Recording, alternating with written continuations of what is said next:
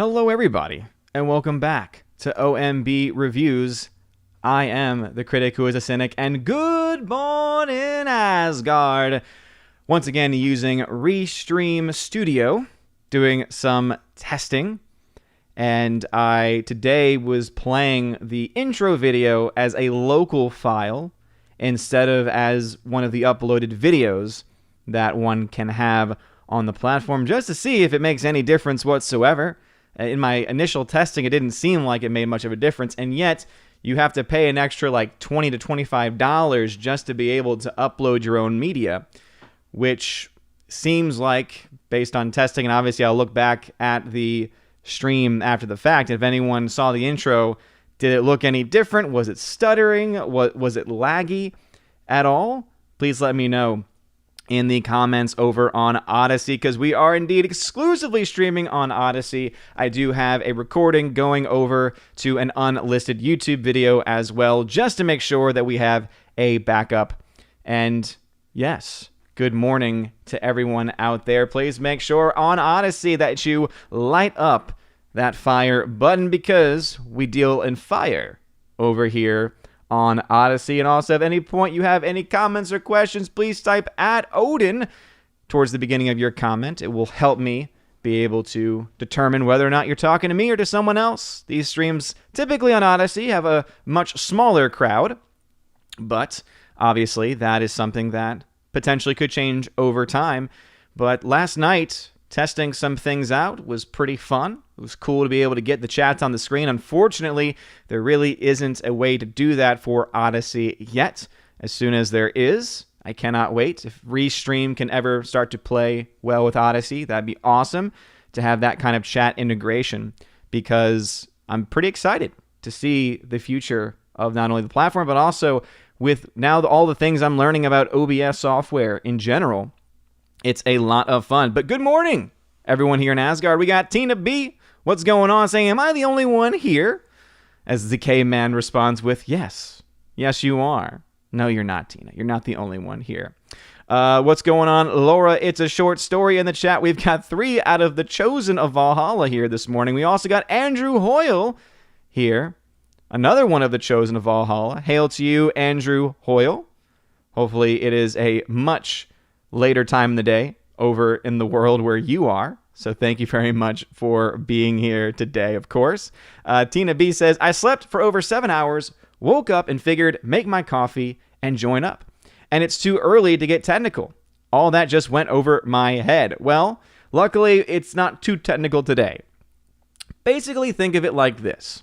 You know how in a software program, let's say you have a video that you've uploaded to that program and you click on it and it plays? Okay, that's what I typically would do on one of these browser sources like Restream Studio. I upload my media. Of course, you have to pay a higher tier in order to be able to do that. But you click on it, it automatically plays, it automatically mutes yours and everyone else's microphone, and it's pretty straightforward. What I did today instead, though, is I was able to, because this is another feature, I was able to basically upload directly from my computer a file that directly played over the Odyssey stream. So basically it goes from, the difference is, am I playing it locally from the servers that I've already uploaded the file directly to on Restream, or just playing it as if it's being screen shared essentially through Odyssey, which is what I did today. And based on the fact that no one seems to have noticed much, seems like there's not much of a difference, which to me makes paying the upgraded fee almost useless.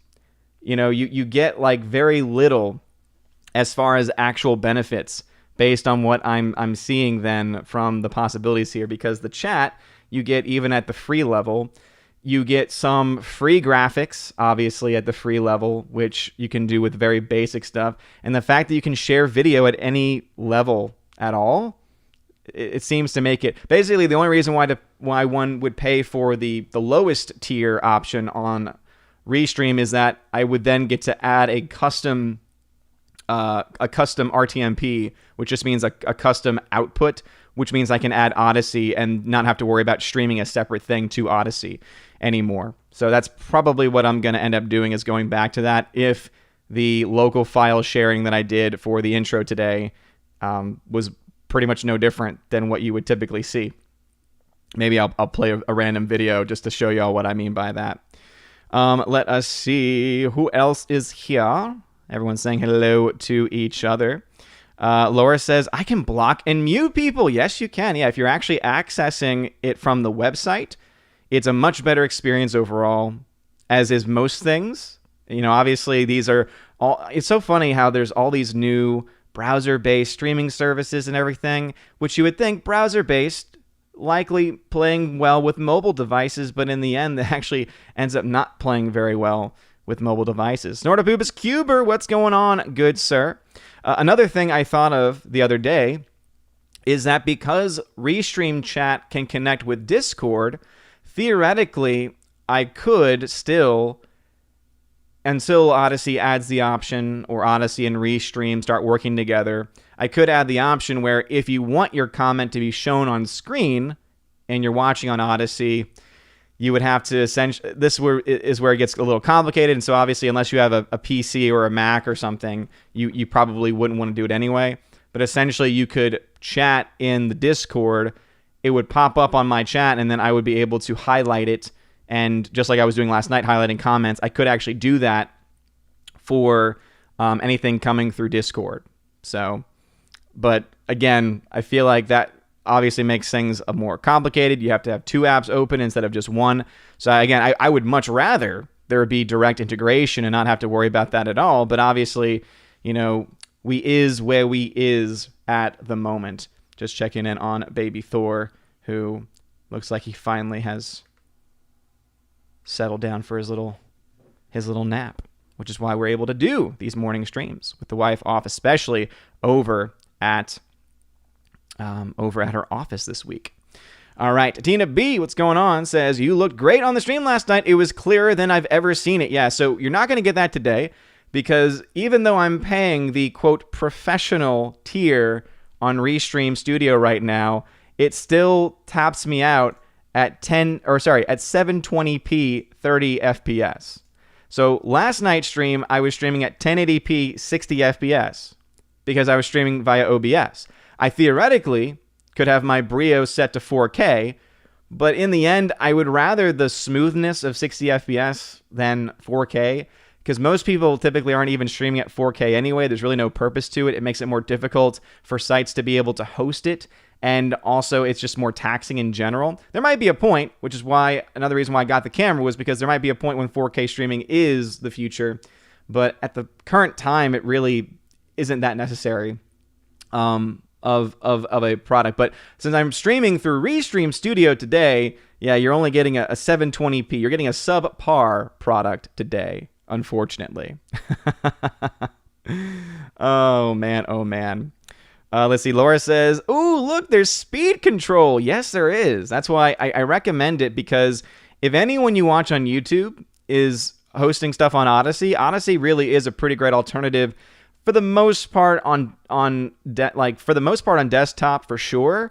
Mobile, it's still got a little ways to go. It's definitely gotten a lot better. You can now actually have it where if you like flick up on your iPhone, it'll be a floating window, which is something you have to pay for on Google in order to have that happen for your YouTube. So it does that. It'll play in the background, which is also something else you have to pay for on YouTube. It's not as seamless, obviously, but you also, as you mentioned, get to control the speed of the video that you're watching, which I think, of course, is always a great feature to have, especially if you're watching some longer form content and you're trying to get through it a little bit faster. So, ZK-Man says, I've always preferred desktop over mobile for most things. That's why I want to get a regular PC after I move, just working with a laptop and phone lately.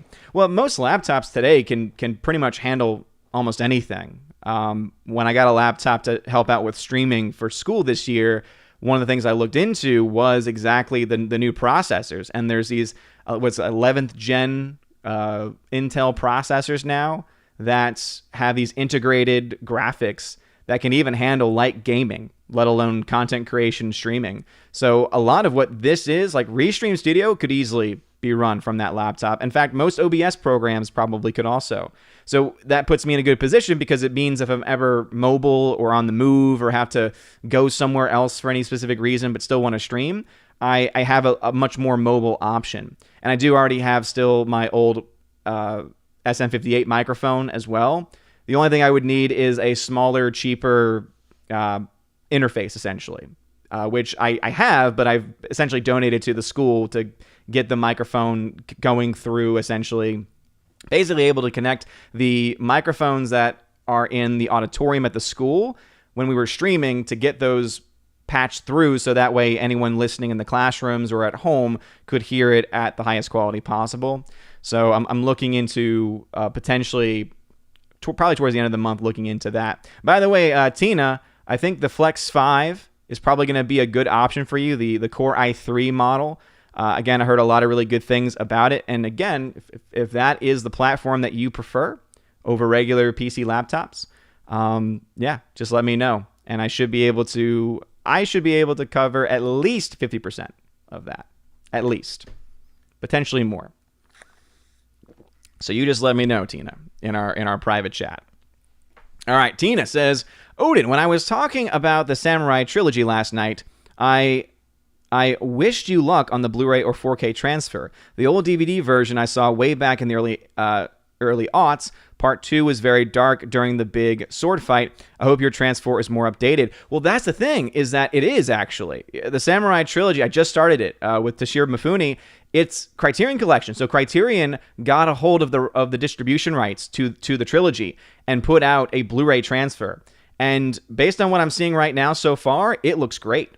And that's why when I heard you mention that, I was like, maybe we're talking about a different series, because anything that's picked up by Criterion, almost, I don't know of any bad Criterion transfers. Maybe they exist, but Criterion always does a really good job because they work typically with the filmmaker directly, if they're still available, if they're still alive, or they at least work with people who were around or who are knowledgeable of the person, not only so that they can get the best transfer possible, but also so that they can do commentaries and extras that they add on to it. Of course, Criterion not only does an excellent job doing transfers properly, they also do a really good job adding a lot of extra features too. So yeah, the version that I own is the Criterion Collection. In fact, I'll go ahead and grab it so that way I can show you to make sure that we're talking about the same one for a second.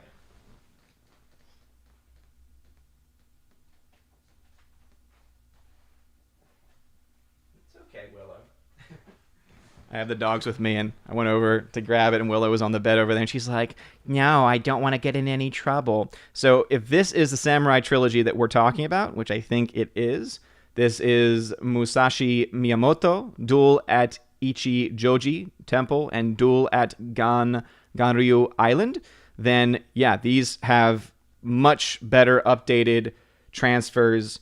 And as I said, the first one that I'm watching is pretty fantastic. It's pretty great. To me, I was kind of floored because I'm so used to the style of Kurosawa, because these are not Kurosawa movies, that I was interested to see the 1950s film, the first one that came out in 1954, that it was actually in color.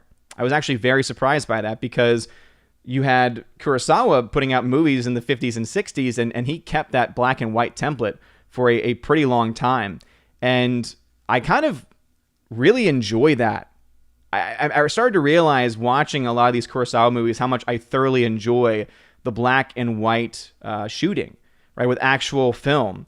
But at the same time, when we did get to, and I mentioned this in my review of Ron, having that be the first experience that I had with Kurosawa working with color, he obviously understood, okay, these are the things that should be done with the color palette I now have available without losing the quality of the storytelling, without losing the quality of the actual, like, full-fledged, pan shots, essentially, that he kept. But anyway, this is the Samurai Trilogy that I was talking about, that I've just started. So again, Criterion did a release, and it has all 3 films, and typically these are on sale a few times throughout the year. They have like the 50% off sale on, obviously they always have it at Barnes & Noble. Amazon has gotten involved with that. I think pretty much any seller, typically whenever those sales are going on, is going to have that happen for them. So yeah, Samurai Trilogy, that's the one I'm talking about. And the Blu-ray transfer is fantastic. So far, at the very least.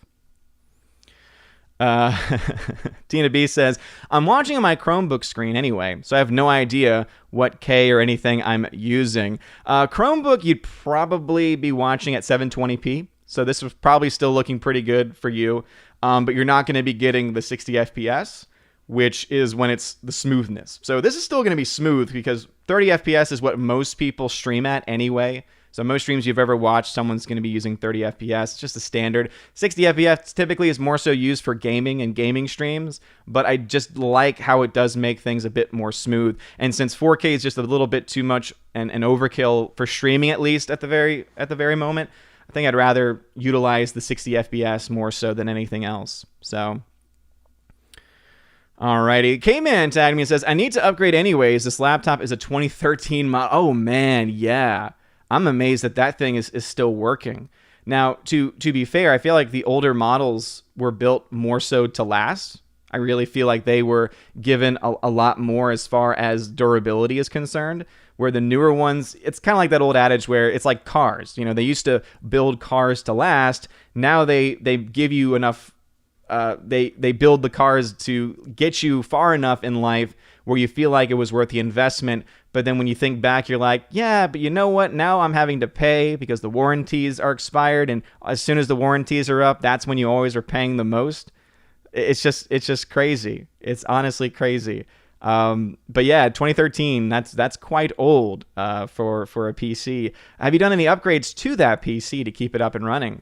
But luckily, too, laptops have become a lot more inexpensive. That's probably one of the coolest things, is that back in the day, you would pay over $1,000 for a laptop that today, as far as the actual value, would be worth like $400 or so.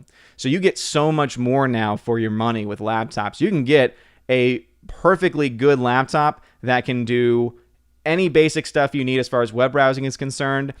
Basic OBS stuff for streaming, video making, content creation, you can get that for well under $600. Especially if you look at Ryzen. If you know anything about computer chips, Ryzen chipsets are really good and much better value proposition versus the Intel chips, which are typically more expensive. They're still good, right? Because obviously Intel has been around for a long time and they make good stuff.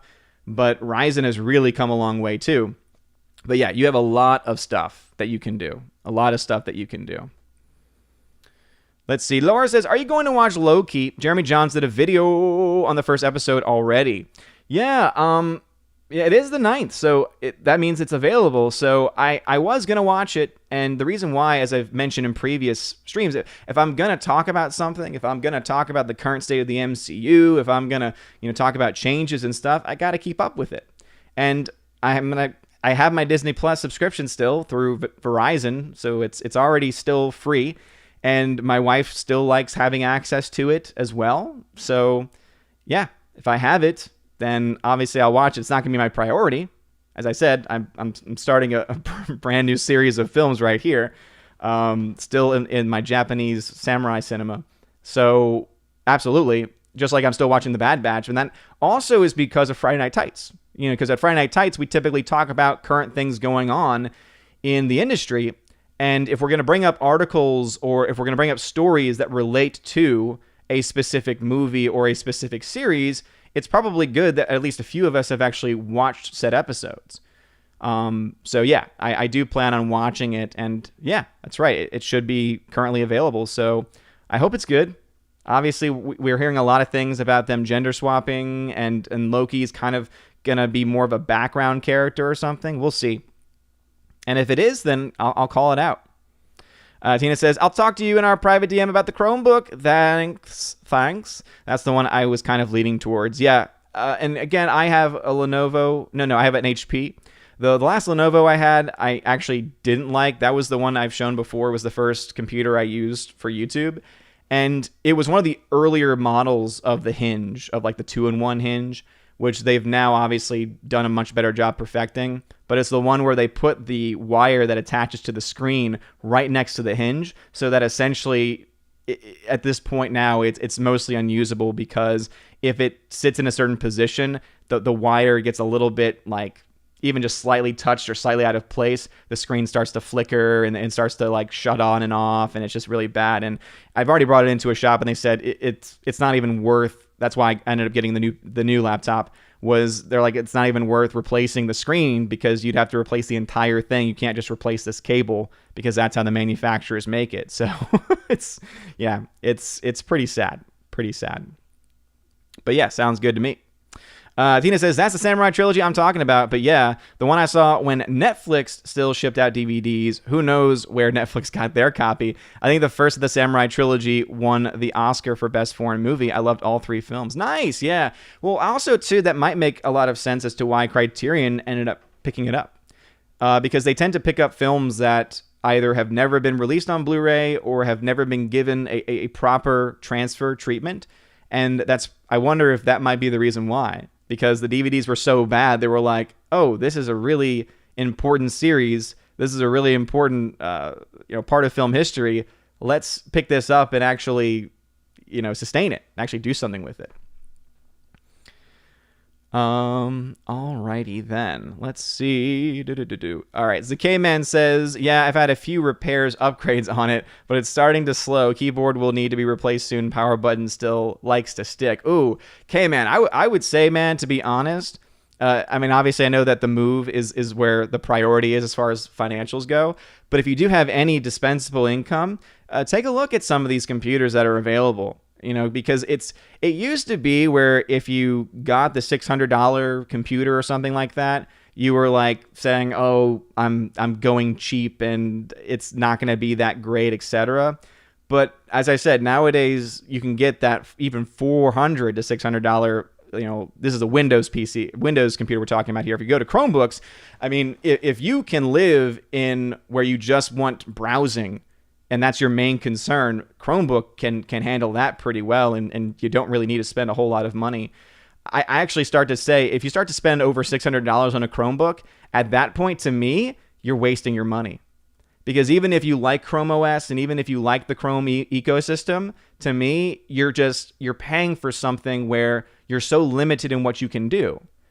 Because you can't download a lot of the apps that PCs and Macs can do. It doesn't make a lot of sense to me when you're spending that much on a Chromebook. But if you're spending that on a PC laptop, again, the model that I had, which was pretty well spec'd, it's got, again, the newest generation Intel i7, which is like the highest version of that, 16 gigs of RAM, and it came at around $1,000, which again is not nothing.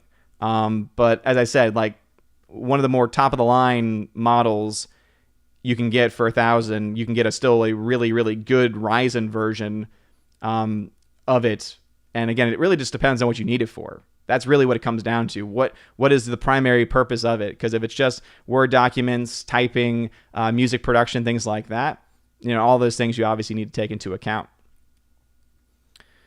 Let's see. Tina says, that Star Wars girl just dropped her review. It's called Just When You Think the MCU Can't Get Any More Broken It Does. Oh boy. And Mahler is live reviewing it now. His is called Glorious Purpose. Popping the popcorn for the reviews. Nice, Tina. Nice. Oh, I would be very interested to hear Mahler's take on it. Yeah. And based on that title from Anna, I would not be surprised if in this specific universe that's being built, they're retconning stuff. The fact that she says it's more broken, that to me says they are retconning, they are changing the history, they are doing everything they possibly can, essentially, to fix the issues of Endgame, of which there were many, and probably starting to deal with maybe like timelines and universes and stuff like that. So that would make a lot of sense as far as whether or not it's being, retconny in certain ways. All right. Laura says, I know the Phantom Menace wants better entertainment, but I think we're all enjoying the schadenfreude of watching these Disney Plus series crash and burn. Oh, no, for sure. I think it's very much two-sided, And it's interesting, speaking of the Phantom Menace, it's interesting how I've seen a lot of people with this perception of I'm leaving the Phantom Menace, or I've left the Phantom Menace, or the Phantom Menace is this or that. And I'm like, the Phantom Menace is two things. It's a philosophy, which is that fans should be respected. And two, it is that it's a hashtag. So in my view, it's like, well, if you have an attitude that is essentially parallel to the fandom menace, then you are fandom menace by proxy, even if you don't want to choose to label yourself or to use it for yourself or anything like that. Again, if you don't want to associate with it, that's totally, your own personal choice. But whenever I hear people use that type of language, I'm just like, it's a hashtag and an attitude. So either you're changing your attitude or you're just choosing not to use the hashtag, but you're keeping the same exact attitude. Like, I don't know. It just doesn't make a lot of sense to me when I hear that kind of language. But getting back to the main point, I agree. Fandom menace. We want fans to be respected. We want source material to be respected. We want good stories. We want politics out of our story. Or rather, we want modern politics out of our stories. Right? If stories have political narratives to them, if they're done well and they're not preaching to us, trying to, indoctrinate us or our kids, then obviously that's something that, we'll absolutely welcome and enjoy.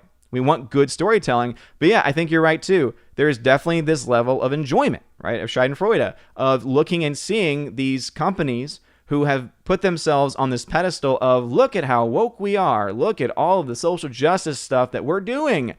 And in the end, what are you left with? What you're left with is a bunch of crap narrative, right? You're left with shows and movies that cost hundreds of millions of dollars to make and to produce, where the focus is not being put on getting good directors in there or good writers in there, but instead on getting writers who are going to write the stories that they want to put out there, that they want to have as far as a perception is concerned of where they are going direction-wise. And then what that does is it alienates the fans, and it does not bring over the people that you're trying to reach. They think they can reach the Twitter mob. They think, ooh, look at this Twitter mob. Look at how powerful they are. They can change companies. They can move mountains. And yet they don't consume. And also their numbers are masked behind anonymity to the point where you really don't know exactly how many they are. When you especially look to percentage-wise how much of the U.S. population is on Twitter, it's laughable to think that these companies listen to such a small minority of people. And one of the best examples of this, I know Ryan, I know RK Outpost has done some breakdowns of as far as like, Twitter demographics versus like YouTube demographics and stuff. But if you really just break down, there was one specifically that I think got to me the most. And it was the fact that when you look at Twitter and you look at the fact that people on Twitter typically are more likely to use pronouns in the bio, more likely to use things like Latinx or Latinx. And then when you go out and actually poll people, generalized, not on social media, you start to realize these are very uncommon.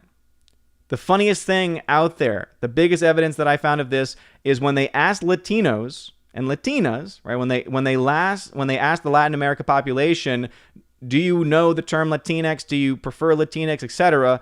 The number of people actively using it are like single digits, like 2 or 3% is what the polls show. Now, obviously, all polls are flawed in a lot of different ways, but when these flawed polls, which are more likely going to give more credence to woke agenda stuff, if even they are showing that a very small, like, again, few percentage points of the population is actually using it, and yet if you were on social media, you would believe that everyone's using it. You would believe that it's this new movement and everyone's embracing it.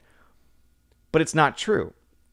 So when these companies decide to change their entire marketing campaigns, when they decide to change everything to placate to this incredibly small demographic, when you really break it down, it's just nonsensical. Because if you're isolating your fan base, if you're isolating the people that are going to give you the most money as far as merchandise, as far as subscription services, things like that, if you're going to isolate and drive them away, and you're going to placate to the Twitter mob, yeah, they might share clips of your show on Twitter, but do you think they're going to spend the money to actually sign up for it? Probably not. Because they're also typically the people who are professional activists, who don't watch and consume media, but instead all day are scouring Twitter, trying to start Twitter fights and trying to perpetuate nonsense stuff that no one actually believes in, but trying to get them and their other mob members to make it have the perception that it's what people think. It's crazy. It's really crazy. Let's see. Laura says, I'm loving these morning streams. Well, thank you. Thank you very much. I appreciate that. I'm loving them too. They're a lot of fun. And they're fun to make. And it's fun especially to do some testing. I promise, though, they will not always be testing streams of, oh, let me test this new feature. Let me test this. Let me test that. There will be a time when it's much more streamlined. And I'm very much leaning towards just using OBS and playing around with getting OBS to be the very best thing as possible. So anyway. Okay, someone tagged me. Oh boy. So Blake St. Clair is being a little bit salty. He says, I learned so much from these Odyssey streams from Odin, like how many times this red ring can spin around while Odin is frozen on screen. I would imagine, I don't know, Blake St. Clair, if you can even hear this right now, I would imagine that's probably because of internet connection, because I've heard a lot of people say they've had no issues whatsoever. And obviously I've also heard people say that they do have some issues. So my guess is that would be the case. Also, based on what I'm looking at, it looks like you're watching it on a mobile device. So that totally makes sense that you're watching it on a mobile device. It's not going to play as well. That's something that they absolutely need to work on. They do need to work on that, and they know they need to work on that. But anyway, sorry, I just saw that tag. Tina says, I live for watching Disney burn, period. But I feel awful for Walt's memory. Defunct Lan just did a video about Walt going through a very deep depression following World War II because of various things. He finally got out of that deep funk and created what became Disneyland. Well, that's awesome. It's cool when you realize the history of certain places. So what we typically would call like the happiest place on earth was created to try and bring about a sense of joy in a world that was so broken down by war. I don't know. It seems like a very powerful thing. And yeah, no. And to me, I feel bad for the talented people behind the scenes who are also being taken down in this process. I feel bad for the workers who are oftentimes totally forgotten about. The people who work on lights and sound, you know, the unseen, unspoken of heroes who actually make the movies and shows happen. Because even though I'm very much critical of movies and shows that push these agendas, I do sometimes need to, even myself, I need to step back and say, do I really want this shut down? Do I really want this thing, you know, canceled? With the effect that it would have on some of these people who are just trying to work paycheck to paycheck, because that would mean they would have less opportunities, less availabilities to be able to actually get the work done that they need to support their health insurance, their families, etc. Obviously, that's one of the trade-offs you get by working in such an industry, but it is definitely something that I myself struggle with from time to time. Snora Poopus Cuber says, I guess I was part of the fandom menace before I knew there was a fandom menace. Exactly. Exactly. No one knew how to quantify it, and then eventually once it was quantified, you were like, oh, okay, we're good. I know what I am. Oh, and there's a group of people who feel the same way that I do, who all identify under this moniker. Cool. Awesome. Then it creates a sense of community. Because that's what others have said, right? Others have said, well, it's a community. And it's like, only partly, right? At its core, it's an attitude and a hashtag, but a community has developed out of that. Just like with anything. Think about any philosophy. Think about any, whether it's a political philosophy, a moral philosophy. You'll have people that will group up and find communities in that. But let's say that community has members that have issues, has members that do crazy things, has members that try and essentially use the people in that community for their own gain, as we have seen happen with various movements that we're attached to. When you look at that, you realize, does that change the philosophy? Does that change anything? Now, some might say, well, at what point does the name become so soured that it's no longer worth even using anymore? And I think that's something that is worth talking about. But when it comes to something like The Phantom Menace, and when you think about relative to other major social movements, I don't think it's ever been big enough for it to ever have reached that point, at least, of being decommissioned, essentially. Laura says, I have a bad feeling about this Amazon Lord of the Rings series. Me too. Especially when you have a website. When you have a website that its entire time has been dedicated specifically to talking about Lord of the Rings, propping up Lord of the Rings, when the biggest website about Lord of the Rings is starting to defend these woke things and starting to promote these woke ideas, that makes you start to think, okay, this probably isn't coming from out of the blue. Like them going back and retconning stories, trying to say, oh, Gandalf, he was a great, he was a great representation of a gay character in the Lord of the Rings universe. And it's like, that has nothing to do with Gandalf. That has nothing to do with his character. Just because the actor playing the character happens to be gay does not mean that the character now automatically becomes gay, right? Like because I didn't really follow that story all that much, to be honest, because I was like, I don't want to get angry about Lord of the Rings. I love Lord of the Rings. I love the movies. I've started reading the book as far as like The Hobbit. I'm going to try and read as much of those as I can throughout the summer. But I have not had a full week of my schedule yet because we've had people over and schedule now has changed. And so the schedule I had written out for my summer, I was like, this is how every day is going to be. And it's been like, nope. Life comes at you pretty fast, as a wise high school age kid once said in a movie. But yeah, I also have a bad feeling about the Lord of the Rings series as well. The start of that for me, though, was even long before all of this. And that's when the person who was in charge of being the one to make sure the vision lined up with the Tolkien vision, with the Tolkien universe, right? The expert, the person who was on staff literally there as an expert in Tolkien, when he was given the shaft, I was like, okay, now is a reason to be concerned, because I think Gary's mentioned this, or others have mentioned it. Once Christopher Tolkien, right, the son who had been holding on to his father's legacy, finishing a lot of his father's works, like doing a lot of really great stuff, also protecting and defending the IP. Once he died, you started to see people take over the IP who were not nearly as protective. I think there's still some people there, which is why you haven't seen it gotten completely destroyed, and why there's probably been some delays and rewrites and stuff. But no, I think there's reason to be concerned for sure. Absolutely. Let's see. ZK-Man says, I think it's like 2 or 3% of the population that uses Twitter. I could be wrong. No, it's an incredibly low percentage of the U.S. population. It is definitely very low. Compared to YouTube, it's a lot of people. A lot of people use YouTube, and that makes sense.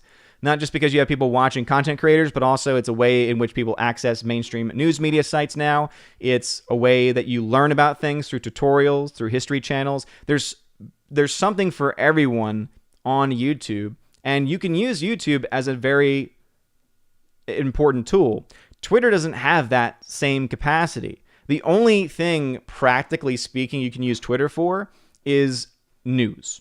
You can get news very quickly through Twitter. That's about it.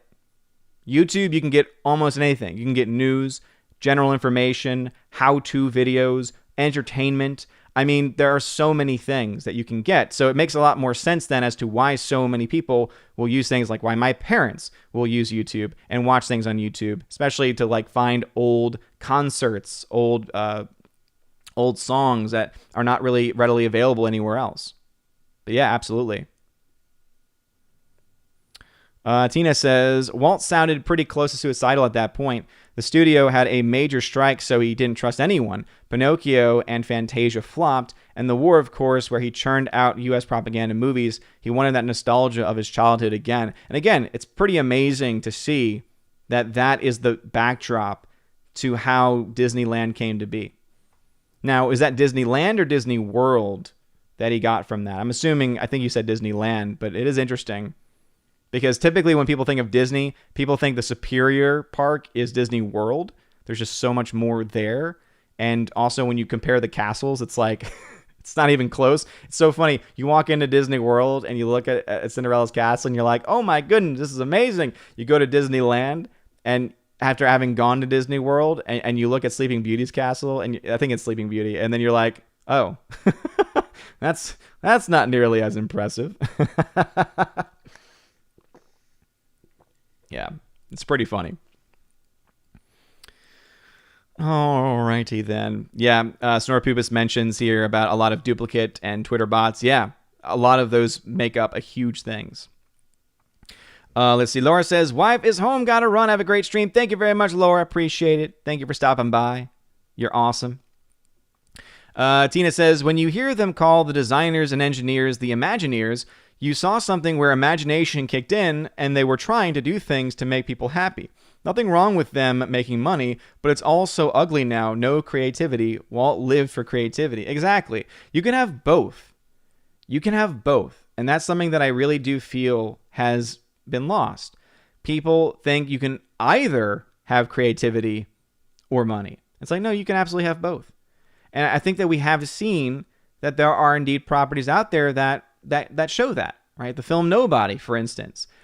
Obviously, it's very derivative as far as general plot points from the John Wick universe, but that makes sense because it's coming from people who are associated with John Wick, and it's also a story that is very reminiscent of the John Wick universe.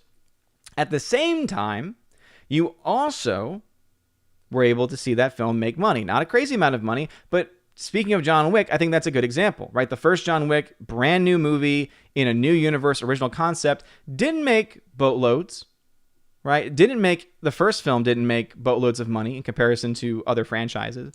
But what it did was it showed, people wanted to see this, wanted to see it again and again, bought it on Blu-ray, bought it on 4K when it became available. And then what happened with the second movie? Audience increased tremendously. What do we see with the third movie? Audience again increased tremendously.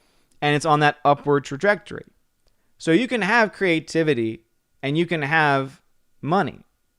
But what you see with Disney, especially right now, and it's not just Disney, obviously other studios are doing it too, but Disney is definitely the biggest, is what they're doing is they're saying, okay, we're out of ideas, or seemingly this is what it's like. They're out of ideas, and so let's take all of our properties, let's take all of our old properties, and let's make some money off of those properties. So we're not going to really adapt this. Either what they'll do is they'll not adopt the story that much.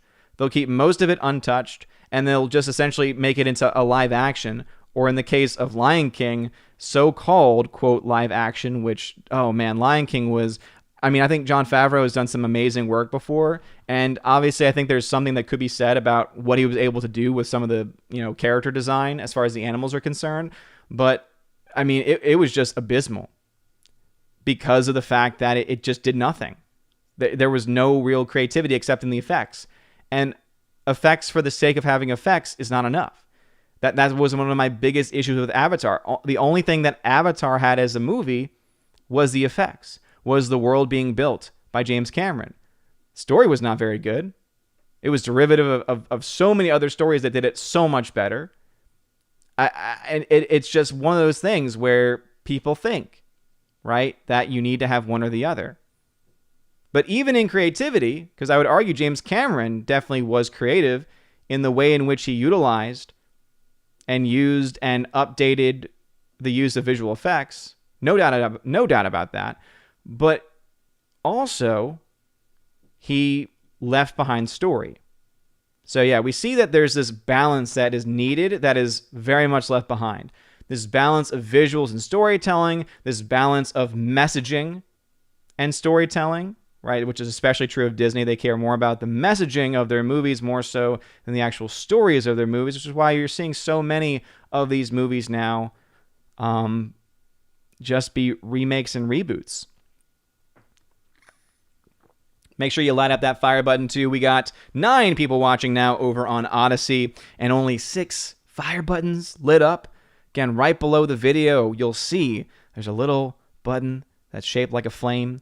Just click on that. Not the one in the chat, but it's the one right under the title of the video. Click on that and light up that fire button.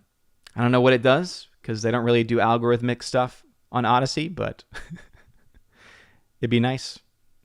All right, Tina B says, Sharon said OneRing.net have been lefty for a while. They were promoting removing Tolkien's Christian beliefs years ago, so she said she wasn't very shocked when One Ring turned into a propaganda arm for Amazon. Ah, interesting. Yeah, because I haven't really followed them that much, so that doesn't really surprise me that much. Tina then says, the minute Tom Ripley, the Tolkien expert, left or was fired, I knew it was going to be a mess. Plus, seeing so many bad robot people involved, I was asking why. Why are they involved? Yeah, obviously, the bad robot connection, the connection with J.J. Abrams is definitely, I think, something that is concerning to a lot of people who have seen what J.J. Abrams has done to so many different universes. And I think it is definitely something that's worthy of concern, for sure. But yeah, that is interesting how people who have been following the site for a long time, who've been able to actually see kind of the progression of the site, have actually seen this coming for a while, or at the very least are not surprised. Tina then says, Disneyland, he was working on the plans for Disney World and Epcot when he died. Ah, okay. Gotcha.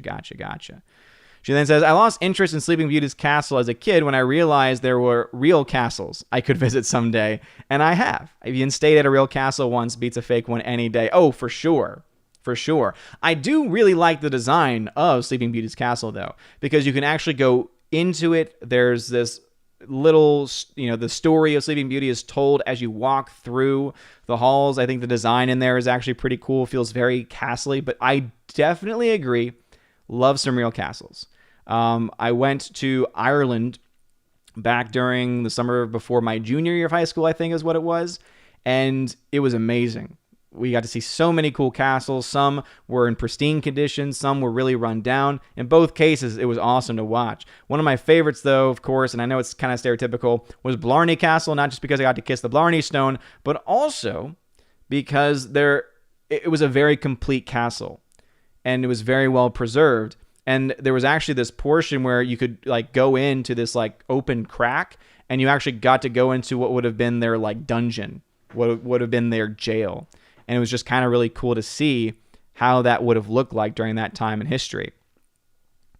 Andrew Hoyle says, finally, don't think my broadband likes Odyssey. Oh, Andrew Hoyle, no. Oh, no, Andrew Hoyle. Does that mean that you haven't been able to see it for a while?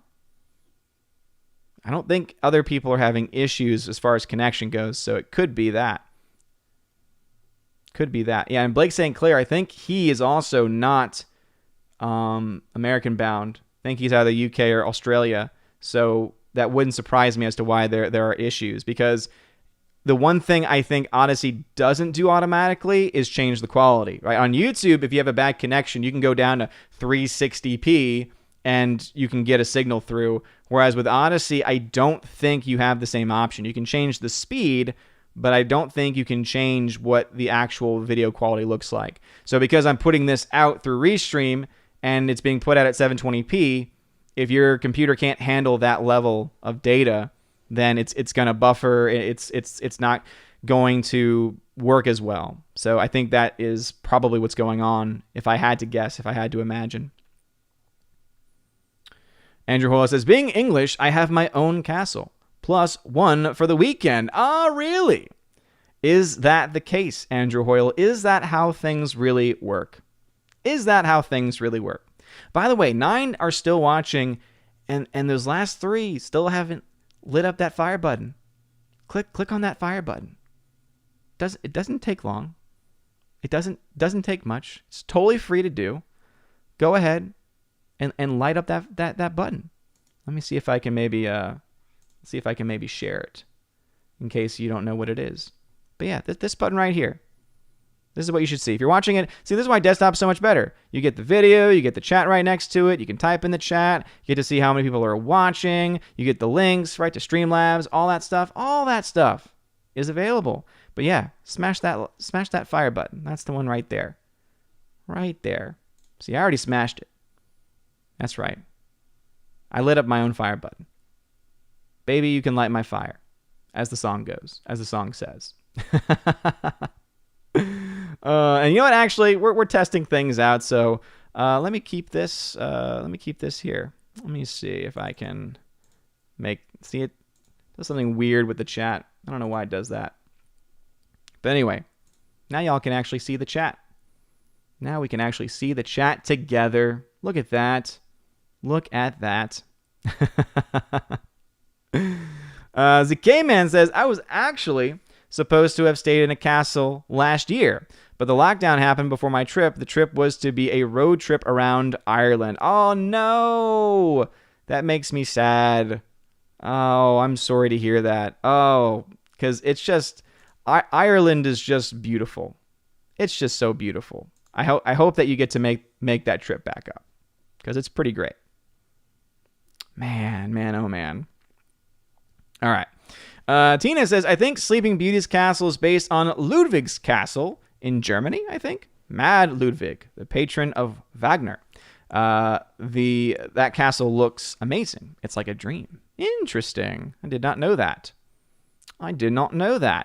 Tina's like, I didn't know that button existed. Well, now you do. Now you know. Tina then says, it would be untrue. You know that I would be a liar if I was to say to you, girl, we couldn't get much higher. Come on, baby, light my fire. Yes, Tina. Putting those lyrics out there. Andrew says, we do have some amazing castles here in the UK. Ripon is great, York too, but my favorites are the ones in Scotland. I think that mine probably would be in Scotland too. I've actually not been to the UK officially. I have been to Scotland, technically. So when my wife and I were going on our honeymoon to Iceland had the worst snowstorm, the worst blizzard it had had in like over 50 years. And so we were like hovering above Iceland for a good while. And because our pilots were also Icelandic, it was funny because all of a sudden over the intercom we hear Glasgow.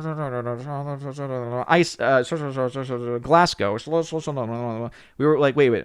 All I heard from that was Glasgow. What do you mean Glasgow? And then we found out, our plane has been rerouted.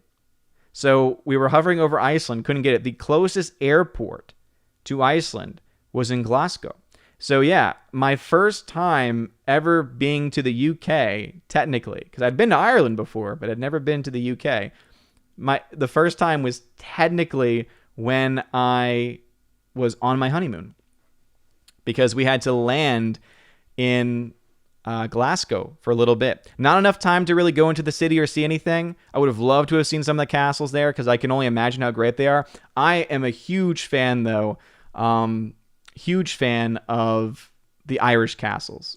The Irish castles are just fantastic. Just fantastic. Well, let me fix my background, too. There we go. Now that's right. I was wondering, I was like, this doesn't look right. This doesn't look right at all. All right. Snortopupus Cuber says the castle in Germany is called Neuschwanstein. Neuschwanstein. Really? Interesting. Andrew says Scotland is in the UK, I do. At least for now. I know that they had a referendum a few years back where it was pretty close. And I think, aren't they working on another referendum to break away from the UK again because of Brexit or something? I'm not entirely sure. Tina says, I'm envious of you making it to Ireland. I still need to go there with me being part Irish. Yes, exactly, Tina. But Tina, don't be jealous. You've been to so many places that I could never dream of going, because I'm not someone who's a fan of cruises. I don't know how well I would do on a cruise. Now, people have told me I'd probably do pretty well, especially with the essentially unlimited food. If you get the package with the unlimited food, that part would be great. But I don't like the sun. I don't like sand. It's coarse and rough and irritating, and it gets everywhere. So I wouldn't really be fond of going on most cruises, because most cruises typically go to more tropic areas and beaches and things like that. There's others too that I know that exist that go to other, not as tropical locations. So I know that they exist. But you've been to so many places, Tina, that I've never been to before. But if you ever get a chance to go, Ireland is fantastic. Andrew Hoyle says, also, not to nitpick, but Glasgow is pronounced Glasgow. Glasgow. Glasgow. Glasgow or Glasgow? I've always assumed it was Glasgow. The K-Man, what's going on? Oh, sorry, Mr. Roy. I was like, someone had waved earlier. Mr. Roy, what's going on, good sir? Hail to you. Glad to see you in the chat today. Appreciate you being here. Dion, what is going on, Dion? He's like, hold on, going to make some coffee. Well, thank you for being here. Light up that fire button, if you don't mind. He then says, Glasgow. Glasgow. I thought I was saying Glasgow. Or was I saying Glasgow? I don't know. I don't even know what I was saying before or what I'm saying now. I'm going crazy here, Andrew Hoyle. You have me second-guessing everything. You have me second-guessing all the things now. How dare you? How dare you? Tina says, you don't have to take a cruise to do many of those places. Costa Rica is lovely on its own. Love Vancouver. Saw England 3 times, and none of them were cruises. Well, obviously, yeah. Obviously, I know that. But what I'm saying is that I feel like with cruises, I don't know. There's just something about the experience of a cruise where I feel like you're going to all these different locations that are typically accessed most commonly by port. Obviously, they have airports too. So I know that. We have a list of places that we would love to go to at some point. And for us, for my wife and I, we are especially fond of wanting to do Rome. She's been there. I've never been before. She would love for me to see Rome. She actually was not a fan of Greece. I know that Tina's learning Greek for her Greece cruise, but my wife was not a fan of Greece. She thought it was like dirty. And I guess it was just like the place, the part of, I don't remember what part she was in exactly, but yeah, she wasn't as much of a fan of it. But Rome is the big one on my list, and of course the Holy Land as well. Holy Land's a bit tricky though, especially during chaotic times.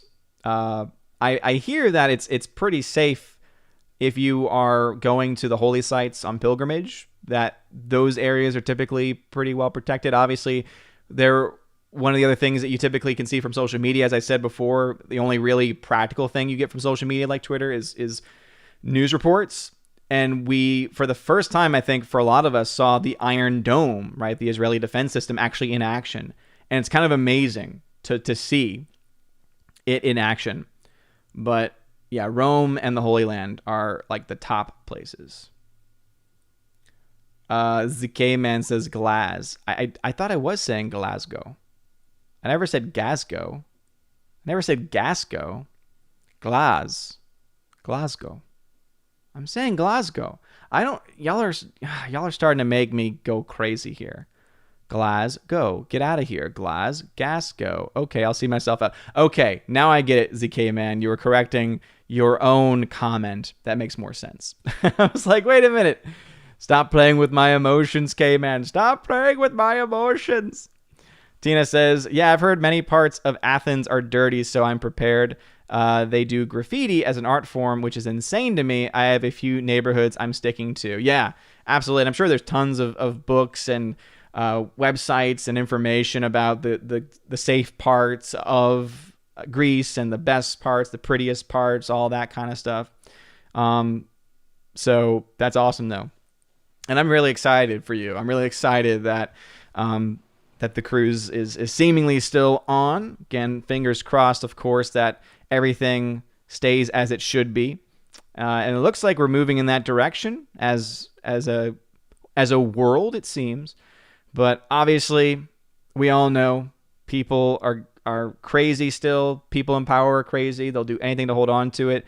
I don't know if y'all had seen this on Twitter, but the president of the United States tweeted out that there's this dangerous new variant, which is all the more reason why you need to get vaccinated. And I'm like, so you're saying it's a new variant, and yet you're saying I need to get vaccinated for a different variant. Huh. Interesting. But yeah, stupid.